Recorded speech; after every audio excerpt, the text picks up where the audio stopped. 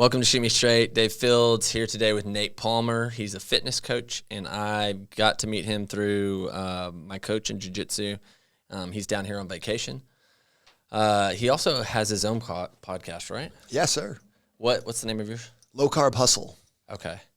Why Low Carb Hustle? Well, actually, I had a podcast. I started my first podcast called $1 Million Body, which is really like my brand and everything. I started that in 2018. But I was just kind of cranking along at like 50 downloads per episode or something like that. You know, got up to 100 a couple times. And then I wrote my book, $1 Million Body Method, in 2021. And my goal was to get on 100 podcasts over the next year to blow up the book. Wow. And so I would just, through the course of this journey, I had just reached out to a bunch of people. I was like, hey, who should I meet? Who should I get on? Like, can you introduce me? And ended up running into these guys who ran this show called Low Carb Hustle. And they were like, well, you could come on, but we're trying to either sell the show or shut it down because we're trying to do like kind of other things right now. Huh. So like, well, tell me more. I didn't intend to buy a show, but like, tell me more about that. And they were getting like 2,500 downloads like per month or so, which was 10x what I was getting. Yeah. And so I was like, all right, well, I'll jump in on that. So kind of talked to some of my friends and mentors, and they're like, yeah, what's the worst that could happen? Just try it out, because it wasn't like he wasn't selling it for that much. Huh. And so started doing that, and then I think just using the Instagram page, and then he actually gave me all of his email list too, which was like 10,000 people. Wow. And so from there, now we're getting about 70,000 downloads per month. Awesome. Just kind of through some advertising and being a little bit more intentional about social media stuff. But I think it was just a bigger base to draw from, you know, rather than trying to building something from scratch, buying something and then kind of like morphing it into the way I wanted it to go. 100%. So I've owned it myself now for almost 2 years and been running it. We just released episode 207 today. Wow. Congrats. Thanks. So it was kind of like a buy and then build rather than like build from scratch idea, which I had been looking at a lot more with some of these, like even like small business things like laundromats or like coin-based vending machines and stuff. Yeah. Just trying to figure out a way that it could like buy something that was already working and then continue to build on top of it. So that was kind of my first foray into that. Yeah. So many guys that I've known that have tried to do that, even companies that have like done M&A stuff. Man, it usually always goes pretty bad. Like, it's tough to do, but for you to get that's a rare thing for that to line up and you be able to just acquire it, morph it into what you want. It's just small enough size for you to not have to handle like tons of different money, financing and stuff like that. Totally. Yeah. You know, that's cool. And I think it was also helpful when I, was talking to them about how do you continue this legacy. They've had this show for a long time. It's been rebranded a couple times, So it wasn't like, it was kind of their baby. And I was like, I want to take care of it. I want to grow it. I want to make sure more people hear about it. Yeah. And I think they were down with that. So they had me on, introduced me. They promoted me a couple different times, promoted me to their lists. So it was a really seamless handoff too, which was great. And I'm still close with the guys who I bought it from. How often do you do podcasts? I release 1 or 2 a week. So either I release, I'll do a longer form episode that I split into 2 parts. What I found is that my audience is generally around that 25 to 30 minute. Like they won't just sit and listen to a 55-minute episode. It either gets broken up or it just drops off at that kind of the halfway mark. Yeah. So when I started splitting my episodes and doing 2 25-minute episodes, I started getting a lot more downloads. And then sometimes I will release a coaching style episode on Fridays where I'll just have people call and people book like 15-minute blocks of my time and just they can just ask whatever. Oh, cool. And sometimes I'll release that as an episode. Oh, cool. Yeah, it's been fun because I feel like people get a chance to see what my coaching style is like and how much I yell. So. How long have you been coaching people in it? I started as a personal trainer in 2008. Wow. And I worked as a in-person trainer until 2015. And then that was my wife and I were in Seattle at the time, and we sold all of our stuff, both quit our jobs, and then we moved to South America for a year. And no big deal. That was, yeah. And so at that point I was like, how do I continue to take the clients and the people I've been working with and this expertise and this thing I love and turn it into something that has location freedom? So the goal is time and location freedom, right? And I haven't gotten the time yet, getting closer. Yeah. But the location freedom to be able to work from anywhere. So we're sitting on a jungle boat in Panama, leading tours where I'm going out with a big 1,000,000 lumen flashlight at night, looking for crocodiles. The next morning, getting up and like writing strength training programs for clients. It was unbelievable. So that sounds kind of fun. Oh, it was incredible. Yeah, it was amazing. There was this like just the places we worked and like the things we got to experience while we were like living abroad was unreal. And to have a job that supported that was fantastic. And a wife that supported that. Bingo. Yeah. Did you bring up South America to her, or were you just like? Yeah. So we met in college. I graduated from the University of Arizona in 2008, and so she graduated the year before, but she moved to Ghana to work at an orphanage for a year. So my senior year of college, she's in Ghana, Africa, and I get to talk to her like once a year. It was a rough year for me. My friends were like, "Please never leave again. Don't leave him with us like this." And then when she got back, I basically was like, "Well, I want to travel. I want to go to South America. This is something that's been on my mind for a long time, but I also want to get married. So we got to push one of those things off." So we got married in 2011 with kind of the idea that eventually we'll figure out a way to make it, to do this thing. And it just kind of everything lined up at that point where we had saved enough money. We had found this job in Panama through this website called workaway.info, which if you're interested in like going somewhere, it's fantastic because they like basically people will give you room and board and you just work 3, 4, or 5 hours a day at their place. Wow. So we worked on this small island, like this little organic farm for a couple weeks. We worked as tour guides in the Panama Canal for like 5 months. Worked on a pig farm in Ecuador. Did an after-school program for kids in Peru. Like, wow, crazy shit. And then we got obviously we got to like travel and do like the tourist stuff for half the time too. It was fantastic. I'm assuming this is pre-kids. Yes, correct. I think we could do it with kids, but it's going to look a lot different. Yeah, I've seen some of those people that they're like, hey, we have some sort of passive income through online stuff, and so we're hopping on a boat for a year with our kids or stuff like that. And I'm like, man, not my kids. Don't want to be that close. Dude, I got 4 of them, so I'm like, that'd be wild. The ship would get blown up. There'd be holes in it, But so when did you come back to the States from there? Late 2016, early 2017. Okay. Were you coaching people throughout that time? I mean, you said you started in 2008, so were you still, you were writing stuff on a blog or something for fitness, but were you coaching people too, like remotely? Yeah, so I was sucking at it so bad. Yeah. It was awful. That's got to be tough to coach remotely for fitness. Yeah, well, it's just like a skill like anything else, but I was a great personal trainer. I was awesome at it. I feel like I was very engaged with people, like regardless of like how good I was at programming and exercise stuff. Like I feel like a lot of trainers you see just are somewhere else mentally, looking at their phone, they're zoned out. Yeah. And I think the main thing that I was really good at was just being really connected and in the zone. And so I thought I was going to take my skills as a personal trainer and transition them to online coaching and be the same. And I was wrong. Because at first, like I love training. I love exercise. So I was basically like, all right, you need exercise. Here's an Excel document with, you're going to do a goblet squat, you're going to do a step up, you're going to do a plank, and it's going to be 30 seconds and 15 reps and whatever else. Mm-hmm. And I was just giving those to people, and like 10% of people would ever do it. Nobody else would get to it. And I was like, man, okay, well, what am I missing? Well, I need to go back and I need to film a bunch of videos. So I filmed like 600 exercise videos. So then I took all those, put them on YouTube, took my links, put them in my Excel documents, shipped those off, and I was like, that's going to solve it. It didn't solve it. So after a while, I was like, man, I'm missing a big piece here. So I started researching and going harder into the nutrition side of things. So like 2017, 2018, I started doing a ton of research, and that's where I came into this style of eating called low-carb backloading. And I've just been using that with clients and having a lot of success because it's not very hardcore. It's not like badass, like doing 75 hard or keto or something like that, where it's very restrictive. It's pretty easy, but it's also pretty sustainable. So the people who can get involved with it and get on the right track with the style of eating, their energy goes up, their cravings go down, and they find it very easy to eat in a way that allows them to drop weight kind of whenever they want to.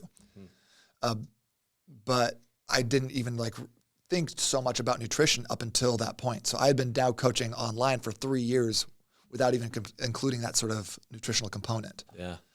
And then now even like fast forward, it's been a couple years since my book came out. It's been a couple years since I've been really leaned into the nutrition side of things.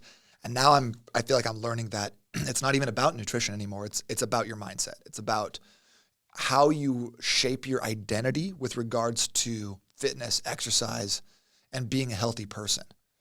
I've worked with enough people now that like people can gut it out through a 6-week keto phase. But at the end of the day, if they still believe themselves internally to be the funny fat guy or the guy who cleans the plates after dinner or whatever, they're never going to be successful long term. It has to start with a shift in identity and belief about who you are and what your relationship is with your health. Super interesting. So I was like, and I'm going to ask you kindergarten questions around this stuff questions. Because I do not know that. Like, I know enough to bring up stuff that I don't know anything about. But like, if it was, physical, like doing the exercises, diet, like nutrition, and then mental aspect, out of those three, would you put it primarily mental? Like your identity, your beliefs about yourself? I honestly feel like if we were going to call it a pyramid, I'd say mental is the base of the pyramid. Okay. And I'm just saying this now. If you'd asked me 3 years ago, I'd been like nutrition. If you'd asked me 5 years ago, I'd been like exercise. So maybe they'll change in the future. I'll be like, it's spiritual. It's about having crystals under your bed at all times. But I think that if you don't have the ability to change your identity, you do not have the ability to change your body long term. I think that's like it's changing how I'm approaching coaching and training and the questions I'm asking and the onboarding process with new clients and things like that, because I want to address some of the insecurities they have and the deeply held beliefs and the stories that people tell themselves. I have so many people who come in and like, well, I'm not an athlete. Yeah. And I'm like, well, that's some BS. Like, that's a cool story, but how is that serving you? Yeah. I've never been good at exercise. Well, why do you need to put that out there? Wouldn't it be equally as true to say, every time I exercise, I get a little bit better at it? And which one of those two things serves you better? How come you think they put that out there? It's a story they tell themselves about why they're not able to be successful. Well, and it's like it's this crutch, like, hey, I'm just going to slide this onto the table. Like, I'm not good at exercise. So that way, when I fail, I'll be like, oh, see, wasn't good. I told you earlier, I wasn't good at exercise. Rather than being like, you know what, this is going to be hard. It's uncomfortable, but I'm going to lean in. And I know that every time I go to the gym, I get a little bit better at exercise. I get a little bit better. I get a little more comfortable with that. And people also don't understand self-talk and how much of that comes to fruition. How much of the things that we put out in the universe actually come true, and how these stories that we tell ourselves are true. Like you heard the quote before, whether you think you can or you think you can't, you're right. Yeah, interesting. Super interesting. So you've almost gone from you went from like a fitness coach to like a nutritional coach to now almost like a life coach in this scenario. Are the questions you ask real like open-ended questions now in the beginning of like what would you describe yourself in terms of fitness or things like that? Yeah, a little bit more like streamlined with fitness and kind of staying in that zone. I don't love to go down the life coaching route, like where I'm like now counseling or working on people's relationships and stuff like that's. I tend to be like, you should probably find somebody else to chat with about that. But obviously, like, relationships matter in fitness, and if your wife is mad at you constantly because you're always prioritizing the gym and you're not eating with the family and stuff, well, that's not going to last either. So we got to figure those things out. Yeah. But I try to. I think again, 5-10 years ago, I was obsessed with how smart I was, and I wanted people to know. And now I'm beginning to get over that personally, so I'm asking more questions rather than giving more instruction. Because first people would be like, well, I'm struggling with nutrition. I'd be like, well, here's what you have to do. All these smart things that I'm about to tell you. Whereas now I'll be like, really what? Like, why do you think that's going on? What's been going on in your life that's causing you to struggle? What's kept you from doing that in the past? Like cool vision, you want to lose 30 pounds and get in really good shape and feel super confident at the pool. What do you see keeping you from doing that in the next 10 months? What are the things that are going to pop up in your way? What have gotten in your way before? Yeah. So a little bit more along those lines of coaching rather than so much like it's 40% protein, Yeah. Which is a time and a place. Yeah, you seem like you probably have you seem like you've probably been through that journey yourself of like figuring out your own self-talk. And that's most people as they grow, especially if they're in an area of helping others. A lot of times it's related in some way to their own past like accomplishments or struggles. Is that some of how that came about, or were you just looking at analytics and going, hey, this is not working, and all of a sudden I need to change my approach? A little bit of both. Like just having more conversations with people and stuff and seeing that, like, this person's comes into the program saying this, and like every time someone comes in saying this, they don't get results. Well, what's up with that? Why is that? Is that a me thing? Is that a them thing? Is that a story thing? You know? But also, I think that one of the reasons that myself and a lot of people get into fitness is because of some deeply held insecurities about like their life. For me, I think the reason I got into fitness is when I was 12 years old. I was at home by myself. My mom was dropping my sisters off at school, and someone came and knocked on the door. I didn't let them in. He came around the back door, broke the glass, came in the back door, and started stealing stuff out of the house. I grabbed a steak knife from the knife block, and I went to my room, and I hid under the bed with like my little door locked. And I remember this very vividly, of this guy coming down the hallway in heavy work boots, just boom, boom, boom, and then pounding on my bedroom door. And I thought to myself, I'm like, well, guess I'm going to die. And I think at that point, two things happened. Number one, I started buying just ridiculous amounts of knives as like a 13-year-old. I just had so many knives in my house. And number two, I was like, I'm doing push-ups all the time. I was just very insecure about it. I felt powerless, and I just didn't ever want to lose my autonomy ever again. So I felt like if I had big enough muscles, enough tattoos, and a big enough beard, no one will ever mess with me. You know, and I think that's where it kind of came from, some of those insecurities. And so that's what I've dealt with personally. And I thought I was good. Like, I thought I was like, oh, I'm a fit person. I'm working out to be healthy. But it was never really about that. And until I was able to identify what were those pain points? What am I running away from? And what am I actually running towards now? That's when my life actually changed rather than just my habits. Dude, that's wild. That's a wild story. At 12 years old, when your parents got home, were they like freaking out? I mean, like, what happened after that? Well, I was such a scared kid. There was a guy in my house. Obviously, I heard him break the glass. He broke in. But I called my grandpa, not the police, because I didn't want to get in trouble for calling the police. So my 75-year-old grandpa came over, and he's like, you should call the police. And so we did. They came there. My mom got there. My dad came over, you know. So I think they were freaked out. I don't think that they were really letting me see it as much. I think they were probably like pretty upset though. Yeah. Wow. That's. Do you look back on that moment and think of it as trauma, or do you look back on that moment and grateful for it, or how do you look back on that now as being an adult? I don't necessarily think of it as trauma. I think you probably like easily could put that label on it, but I don't know if that serves me or like what that really does for me. I feel like it's a lesson. I feel like it's a easy way to look back into the mind of a 12-year-old and be like, oh, that's why you had some of those behaviors and that's why you believe certain things. So I think it's interesting. That explains the knives. Yeah. The massive amounts of knives. Yeah. And just like, and I mean, you know, maybe I would have just gotten into like, you know, The Matrix came out in 1999. So that was like a big formative movie for me. Maybe I would have been into that sort of thing and the weapons and stuff anyways. But I think that was a real catalyst that made me be like, I have to get stronger. It is like, otherwise I will die. Yeah.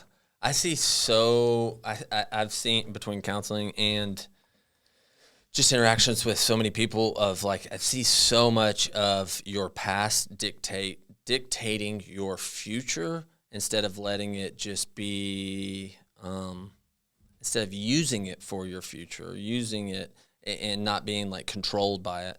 I think a lot of people, it's like they get stuck in almost a victim mindset. They're victims of their past, right? And instead of, you're like, wait, now you're 30-something years old. You're a grown-ass man. Yeah. And you're still letting these things in the past in high school or whatever, like, play out as an adult. And you haven't really processed that. You haven't looked at, you haven't grown from that, you know? Lessons will be repeated until learned, right? Yeah. Have you heard the quote before? Like, you need to make something about like, until we make the unconscious conscious, your life will be decided for you and you'll call it fate. No, I haven't heard that one. But like, it's the same thing what you're saying. Like, until you stop repeating those patterns and you look back and like actually become self-aware enough to analyze like, why am I doing this? Where is this coming from? And what can I learn from this? What is this experience actually like trying to teach me? Yeah. It's hard to escape those spirals and those patterns. Yeah. 100%. So I'll give you one of mine. Hit me. I won't just ask you to share your past stuff. I'll give you one of mine. Give me some trauma. I need ready for it. So, and it's one that I didn't know until this past year. So, I started doing jiu-jitsu. I went to one small little session with a couple guys, and coach showed me a trap and roll, right? And I'm like, dang it. Like, I know me. I tend to have an addictive personality, right? So I was like, as soon as I saw it, I was like, man, I don't have time for this. But, man, now I see it, like, this is such a cool sport. I have to figure out when I can place it. Like, I have to figure out a way to be able to do this several times a week. And so I started, my wife got me this jiu-jitsu retreat camp. Went out to this jiu-jitsu retreat camp, and I was like 2 months in, and everyone that goes to like a high-end jiu-jitsu retreat is like, I mean, they've been dedicated to it for like 7 years, 10 years. So I go there and I'm like, I don't even know positions. I'm like, open guard, closed guard. Like, Yeah. What's an arm bar? yeah. And so I go in and I'm trying and I'm rolling with what I do know. I'm learning. And it's the first time for me to really kind of have like open roll sessions where you're like 5 minutes and then a minute break and then next. In it, I'm like getting just smothered. And I mean, I got one thing happened during that is I had one roll that I did not get submitted in. And for me, that was a win.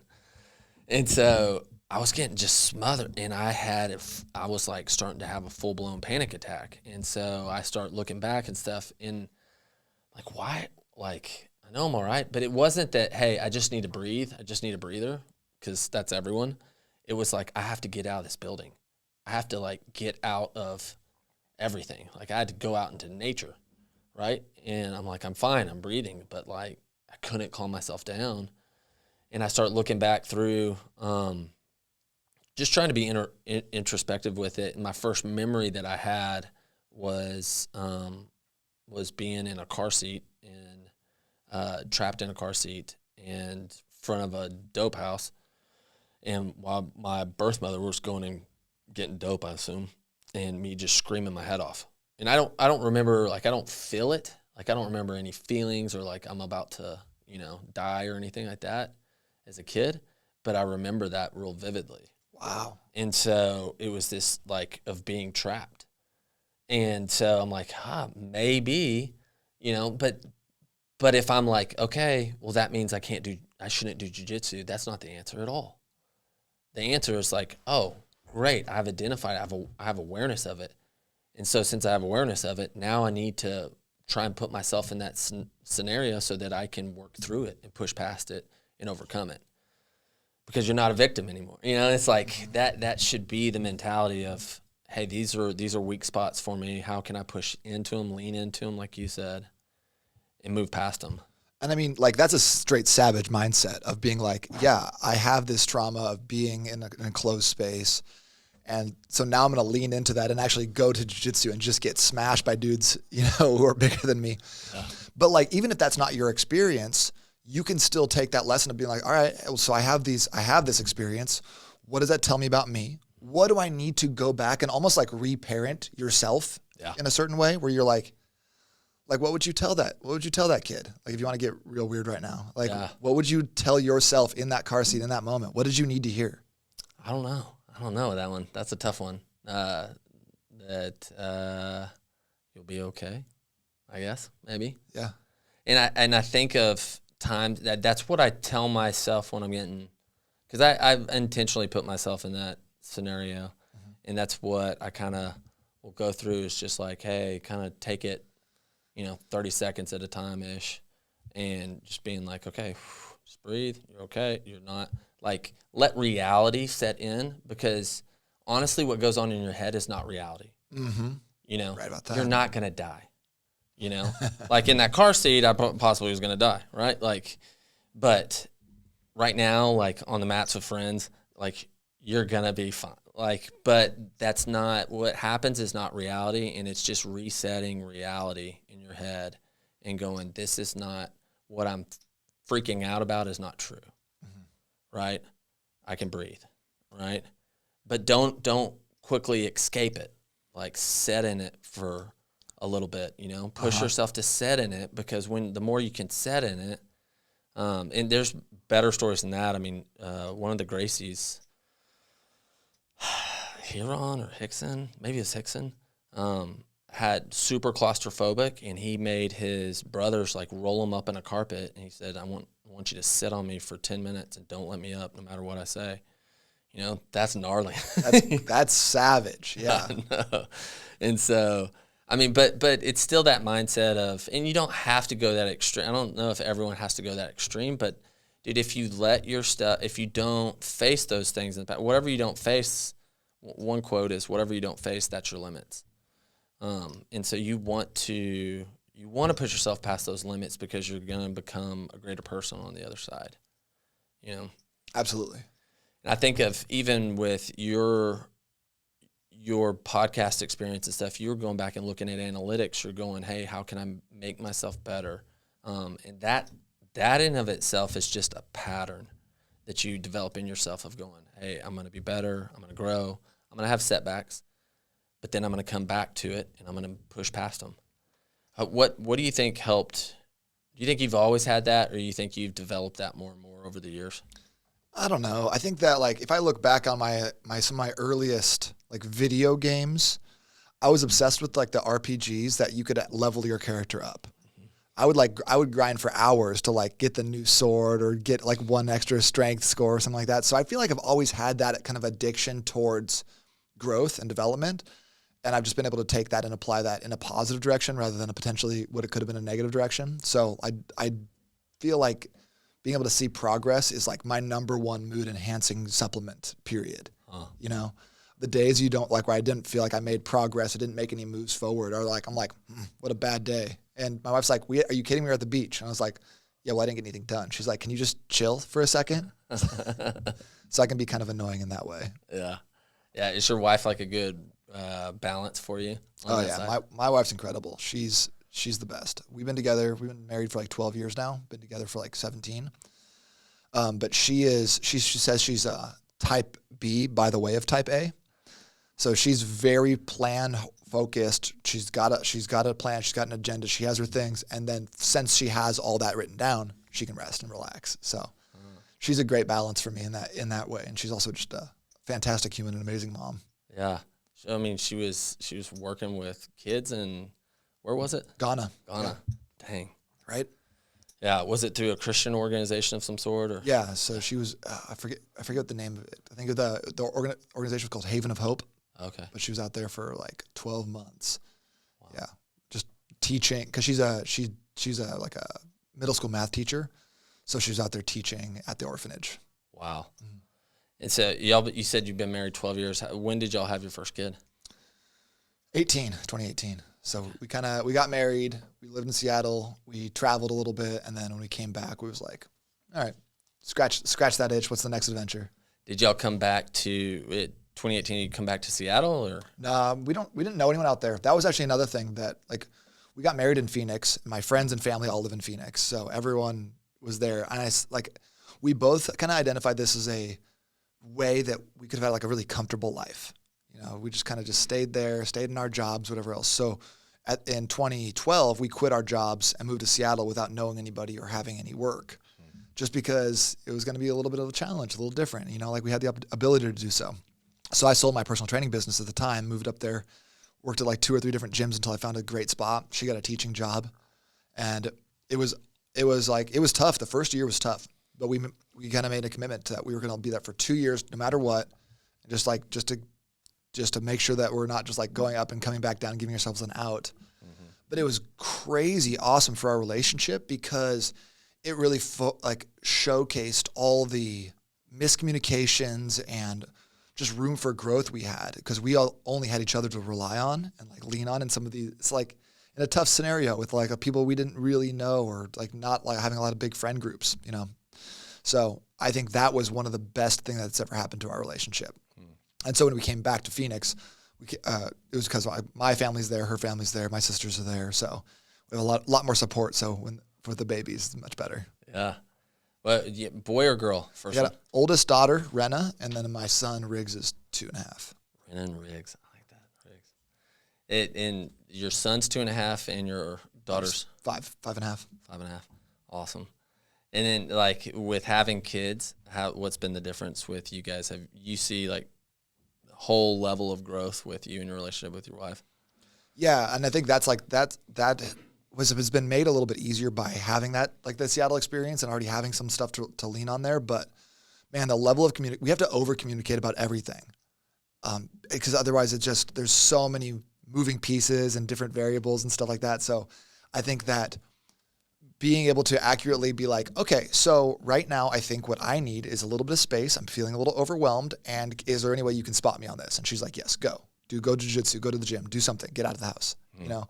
And then her being like, I have been home with the kids all day. I need to go get a pedicure and I cannot be touched by any humans for 4 hours. And I'm like, go, be gone with you. You know, but like being able to actually say those things and trust that the other person has your back, I think is huge. And that's been a big area of growth with this. Also, just like she's the type of person who won't ever ask for help. She'll just do all of it herself, and she's very capable. And I've been learning kind of as like to be the best dad, the best husband, and kind of just bring a really healthy level of masculine energy to the relationship, that I need to be stepping up more in order to like create spaces for her where I'm the one who's like, hey, we're doing this at this time. We're going out to dinner and we're going to go to this place. You know, and like little things like that, I think just give her the ability to take a breath and not feel like she has to be in charge. So creating those like little containers of I've got this, we're doing it like this. Here's the decisions that I've already made so you don't have to make them. That's been a really big lesson for me in the last year or so. That's a good word. You said masculine energy. I thought masculine was toxic. It is super toxic. That's awesome. You see it allow her to be in her feminine? Yeah, she tends to like live in the more masculine energy. She's very organized, very type A, very like I would say she's, as far as females that I've met, very not emotional. So I wouldn't say that she's like relaxing into her feminine as much, but I feel like she doesn't need to necessarily step up and then make all the decisions. So it's a work in progress. I think I got some work to do on that. Yeah. Because I can tend to be like, she's like, what do you want to do? I'm like, I don't care. And I thought I was just being cool, like being super chill guy. But like a lot of times I don't think that's the answer that people need. You know, I've been making decisions all day for everybody. Can you just pick something? Yeah. Yeah, for sure. Yeah. Because I feel like the same way, like, oh, isn't masculinity supposed to be toxic? But I read this book called The Masculine Relationship by G.S. Youngblood. Okay. I'm a part of this group called Front Row Dads. And so it's like, their tagline is family men with businesses, not businessmen with families.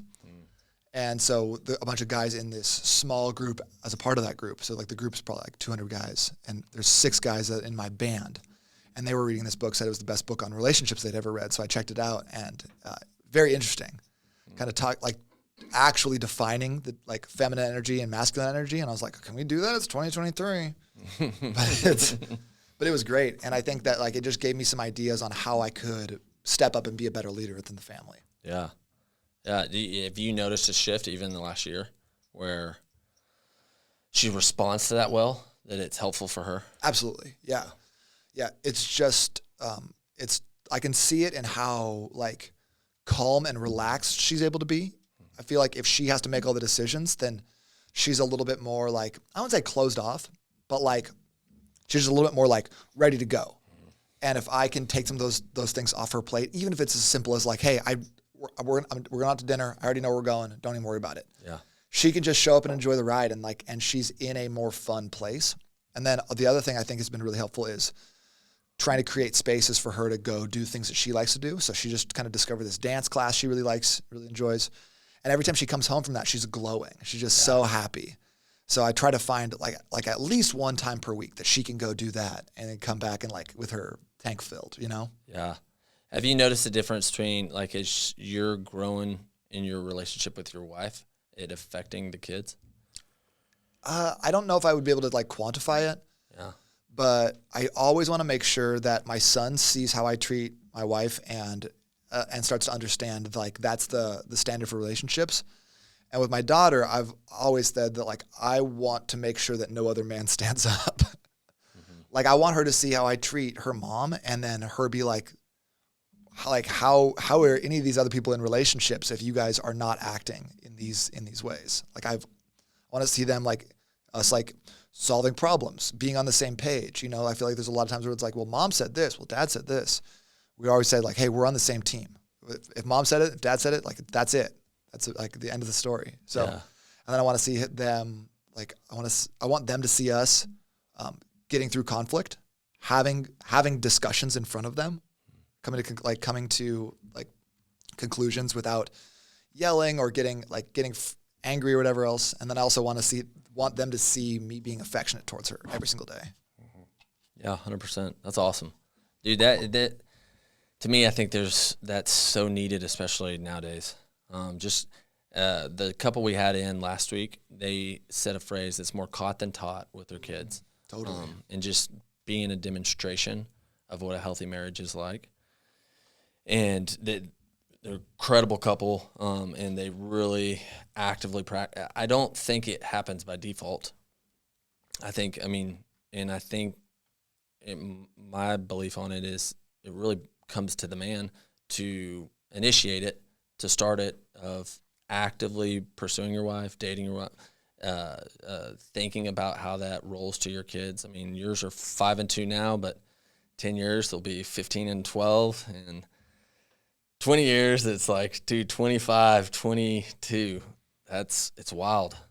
And wanting to think long term and then roll it backwards. I had a guy one time tell me, which it's some of the best things are some of the just common sense.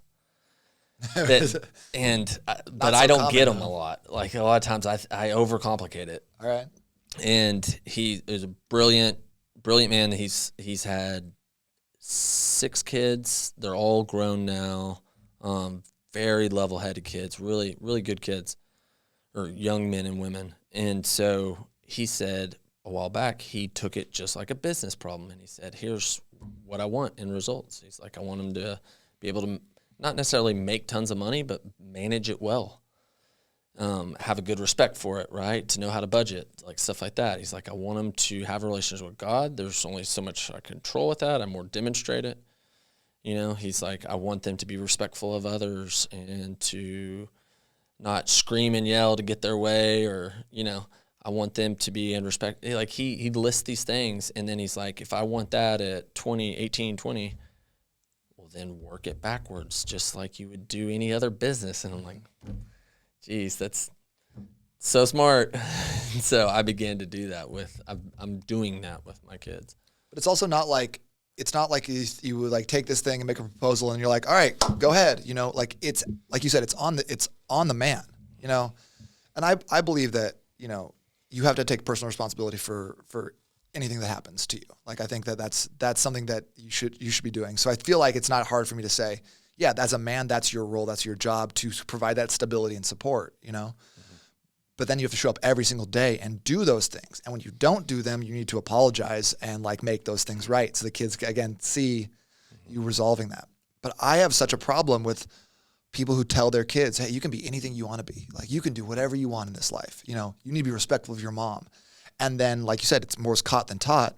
And then they go and they work a job that they hate. They have a bad relationship. They're always yelling. You know, their health sucks, you know. And so their kids are looking at them like, really? So everything's possible? Then, like, why are you doing this? You know? You need to be nice to your mom. Well, you're not nice to her. Why would I be? You know, so I think it's those daily disciplines of staying top of mind with those things and making sure that, like, whatever your outcome is 10, 20 years from now, those activities have to take place every single day for the rest of your life. Otherwise, you can't expect your kids to follow through on, like, your lessons, right? Yeah. I put up a video on YouTube, like just a short, like 16-second clip where I was talking about this, and I got so much hate on that. People who were like, oh, sorry for wanting better for my kids. I was like, well, it's not like you can't want better, but you have to show them that integrity. And he's like, well, what about a single mom working 3 jobs? I'm like, yeah, she's showing them what, like, that hard work ethic, you know, like I'm not talking about her. I'm talking about you with like the belly and the, like the health problems, telling your kids that they should, you know, be like, get outside more. Yeah. Yeah. 100%. Yeah. Like I've had a couple of guys be like, my kids don't listen to me. I'm like, bro, look at you. You don't listen to you. Like you expect your children to like step up because you're older. He's like, you have no respect for yourself. You say things all the time that you're going to do. Diet starts on Monday, New Year's resolutions. You don't listen to yourself either. Why would they? Come on. Yeah. It's meant the dad sets the tone. I believe that. Yeah, that's a good word. If you don't, and I also don't look at my wife and go like, look at what I honestly now at times I don't do this perfect. Let me preface that.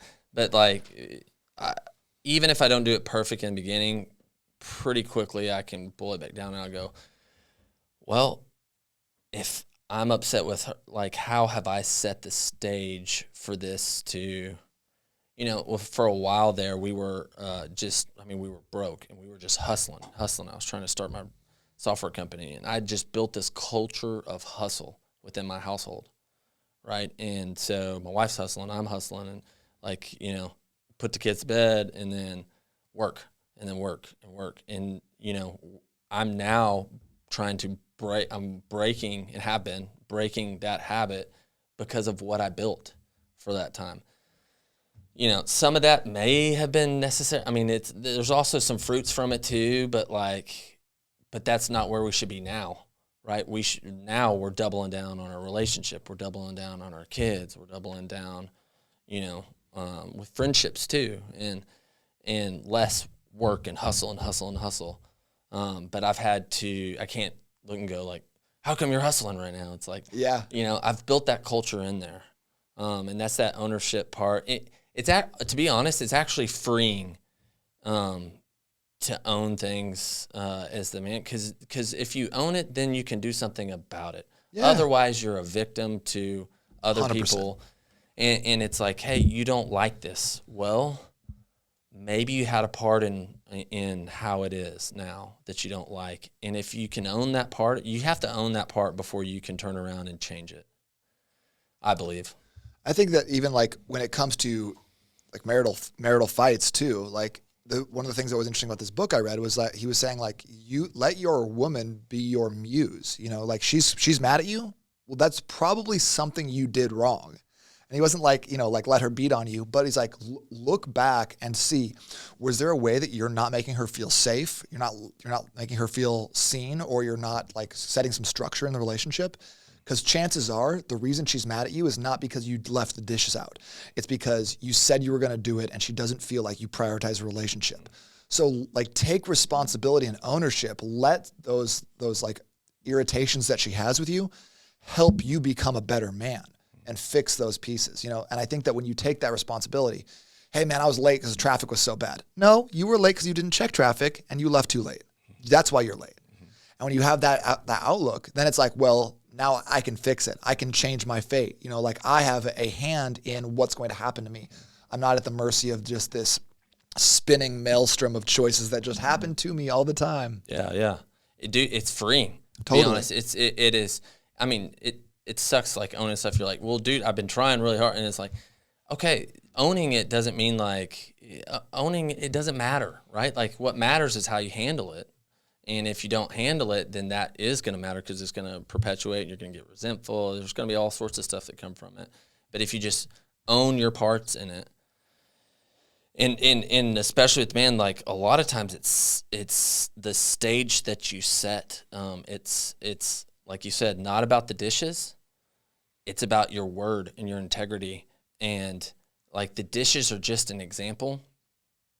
And I think there is a little bit in there for men of learning like some education about like women and communication, just because it's like, wait, you said these words. And it's like, those words aren't necessarily sometimes what's trying to be communicated to, you know, it's like, And so for them, sometimes some education would be helpful, but also when you do start owning it and changing and being consistent and what you say you're going to do, you do, like you have to have some time. There's a concept in the red pill. It's called a 1,000-foot tow rope. It's basically like you change, when your actions change, like it's like a 1,000-foot tow rope. Like you turn the ship, but it takes a while for your wife to come on board and see, and so she has to see those actions for a while and consistently to trust. So like you change things, you're like, hey, I've been working out consistently for a week. I've been cleaning the dish. And it's like, it's been a week. And it's like, well, it may be like several months before like really seeing some changes in her around trust in you and your word. Yeah. I mean, one of the core values of the $1 Million Body Program is be inevitable with your word. So like do what you say you're going to do when you say you're going to do it, because I don't care if someone says they're going to work out 6 times per week or 2 times per week. We already talked about exercise, like we're going to get there. But like if you said it, you better do it, because otherwise you're a liar and you know you're a liar and everyone else knows you're a liar. And then there's no reason for you to get results because you're a liar and you make excuses and you don't follow through. So whatever you say, you have to do it. Like there are some people who are like, oh man, I'm going to write a book. And you're like, okay, cool. And then there's some people who are like, man, I think I'm writing a book. And you're like, great, awesome. Tell me when the ribbon cutting ceremony is. Like you just know the people who are going to do what they say they're going to do versus the people who are like, yeah, I'll be at your house. And you're like, I'll believe it when I see you walk through the doors, like, and just who do you want to be around and who do you want to be as a human, I think that if you don't have that inevitability, like your word is now worthless, right? It doesn't carry any weight at all. And I think that you lose out on so many good things with that. Yeah. We're talking about Jiu Jitsu competitions, like the first one I signed up for.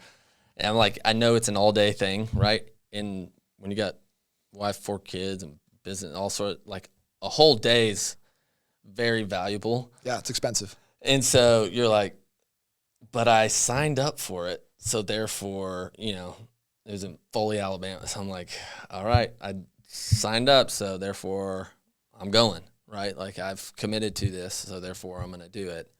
And there's something about when cause I was, even 4 or 5 years ago, I didn't keep my word all the time especially to myself, but, on little things, right? And little things are sometimes the biggest things, right? And so be like, oh, okay, yeah, we're going to have a meeting this time. And then like, okay, no, never mind, scratch it. Or, and it's like I wasn't staying consistent. And there's something when you start going, hey, if I say I'm going to do it, I'm going to do it. And when that happens, and it's like momentum and it builds. And then therefore, you stop saying you're going to do things because you're going to have to actually do them. Mm-hmm. Yeah, it cuts out on a lot of like, hey, you want to go hiking tomorrow morning? You're like, nope. Yeah. I do not, because I know at 6 a.m. I'm going to be like, I'm sick, real tired. Yeah. But like the momentum that builds and I think there's a confidence that, especially to yourself, honestly, like even if no one knows it, but you've made that goal, you've set that for yourself, it builds and it compounds, so to speak. And therefore you have more confidence in yourself that, hey, I'm going to accomplish this. I'm going to figure out a way to do this. And this is what I said. I'm going to like get my butt up and do it. Right. We do jiu-jitsu here at 5 a.m. 4:45. I'm like, oh man, like, but it's like, okay, I've committed to it. I've said it, and it's not that been perfect. Right. But like, almost, and it's like, man, if I say it, I'm going to do it, and it compounds, and then it allows you to, I don't even know how to say it, like take more, you have this more sense of, not control, but like a healthy sense of power over your life. Mm-hmm. I know power is probably not you can leave your thumbprint on your life, I hear what you're saying. Yeah. You just don't feel like as victimized. Essentially, you feel like you can make choices and they matter. Yes, I think your kids see it too, right? Like I see a lot of dads who are like, "Hey, stop doing that," or something's gonna happen, and then nothing happens. So their kids are like, "Really?" Like, And I think when you start taking yourself seriously in that regard too, being like, hey, like, don't do this. You're not gonna like what happens next, you know, like, and then the kids are like, well, mom and dad don't lie to me, you know, like they basically follow through on whatever they say. So there's just more now weight to your word. And it also, again, it keeps you from dying on every hill. Yeah. Your kids are you're just like, you're hey, if I screaming, say you're it. like, yeah. You're like, I'm just going to walk away. I don't need to make any threats right now. I can't fulfill those. Yeah. Yeah.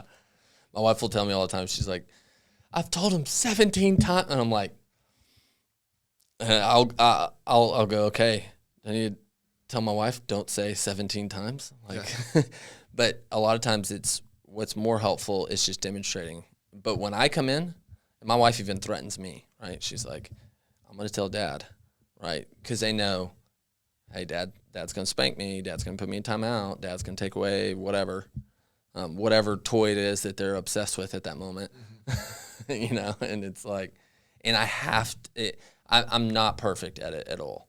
I should preface that, especially with kids, because kids are like a constant test, which is so cool if you look at it from that way, because you can't have kids and them not make you better.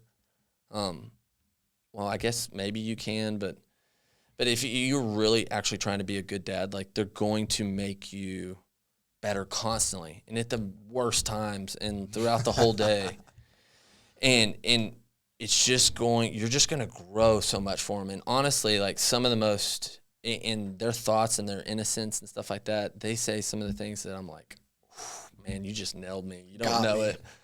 You don't know it, but you hit me between the eyes. Like I needed to hear that. It's so funny.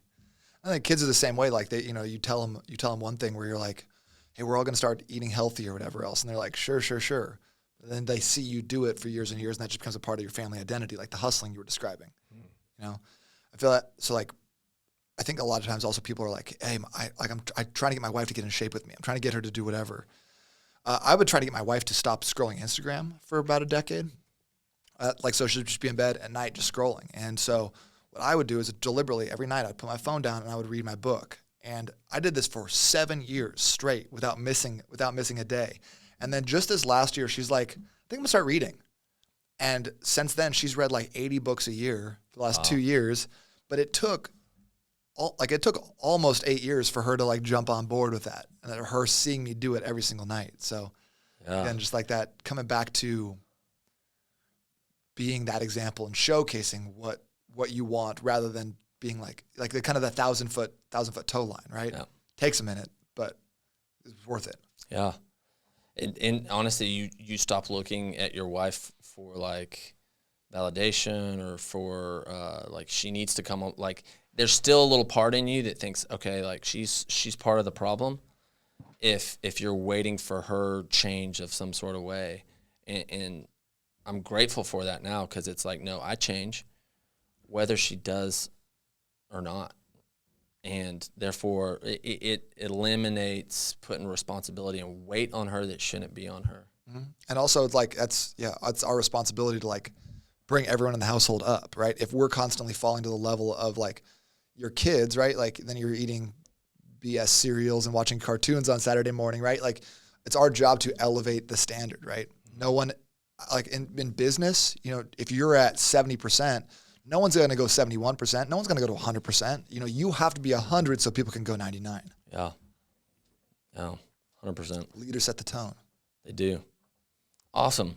Dude, I love this podcast. I love talking. How can people subscribe or go check out your content? You just find me on OnlyFans. Yeah, you got it. I'm on Instagram a lot, _ $million body. If you just search $1 million body, I'm probably top of the list. The Low Carb Hustle is where I put out a lot of content, but yeah, any of the social media platforms I'm around on. So, and if people want to check out the book, they want to see kind of like the idea, anyone can get it for free. Just go to getnatesbook.com. Okay. If you want it on Audible or the hardcover, it's on Amazon. So. Okay, and we'll put the links down in the description here. Cool. When are you coming to Santa Rosa Beach next? No plans. This is my first time to like this part of the world. What do you think? I love it. Like this is the greatest beach I've ever seen in my entire life. And like I've been to epic level beaches that are like that people travel a long ways to go to. I've never seen anything like this. Yeah. The white sand and the green water and like the stillness. Although it did see like a 6-foot shark while I was paddleboarding yesterday, like 2 days ago. Yeah. I was like, maybe I got to be not in the water anymore. Yeah. There's a lot of sharks out here. I believe it. Yeah. Awesome. Thank you so much, brother. Man, thanks for having me, David. Appreciate you. Okay.